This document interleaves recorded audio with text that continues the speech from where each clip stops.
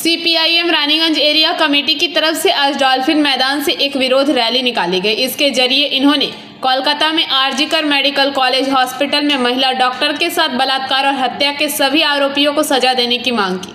आपको बता दें कि आज स्वर्गीय महिला डॉक्टर का जन्मदिन है। इस मौके पर डॉल्फिन मैदान से यह रैली निकाली गई और उसके लिए इंसाफ की मांग की गई।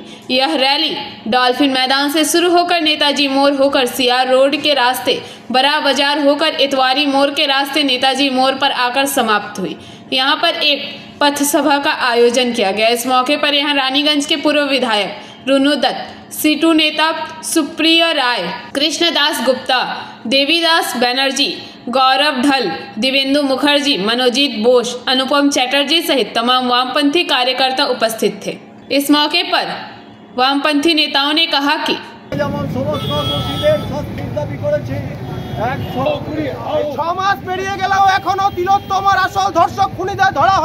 राज्य सरकार सीबीआई जवाब दाओ।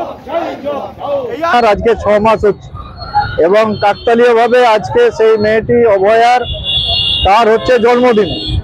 কলকাতায় যেমন অভয়া মঞ্চের পক্ষ থেকে আমাদের বিভিন্ন গণসংগঠনের সমর্থনে সহযোগিতায় যেমন কলকাতায় বড় মিছিল হচ্ছে, রানীগঞ্জ সহ সারা পশ্চিমবাংলাতে আমাদের পার্টি এবং বিভিন্ন গণসংগঠনের উদ্যোগে আমরা একই সঙ্গে এখানে বিক্ষোভ মিছিল, বিক্ষোভ সভা, প্রতিবাদ ইত্যাদি আমরা করছি। আজকে যদিও মাধ্যমিক পরীক্ষার জন্য আমরা মাইক ব্যবহার করতে পারিনি, কিন্তু আমাদের বিক্ষোভ থেমে থাকবে না। আজকে এখনো পর্যন্ত কোনো ন্যায় বিচার হয়নি। সিবিআই তদন্তের নামে প্রহসন করেছে। রাজ্য সরকার যা যা করেছিল সেই তদন্তেই সিলমোহর দিয়েছে কার্যত সিবিআই। প্রকৃত যারা দোষী, যারা অপরাধের মাথা, তাদেরকে ধরা হচ্ছে না। একজন সিভিক ভলেন্টিয়ারকে বলির পাঠা করে প্রকৃত অপরাধীদের আড়াল করার চেষ্টা হচ্ছে।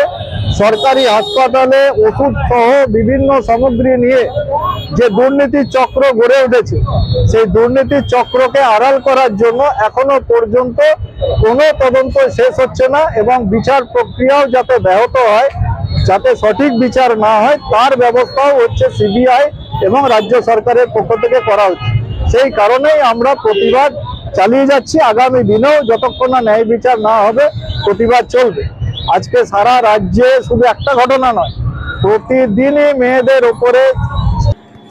रानीगंज से सम्राट दास की रिपोर्ट, पीवीटीवी न्यूज। नियमित अपडेट एवं दुनिया भर की ताज़ा खबरों के लिए हमारे फेसबुक पेज को फॉलो एवं यूट्यूब चैनल को सब्सक्राइब करें।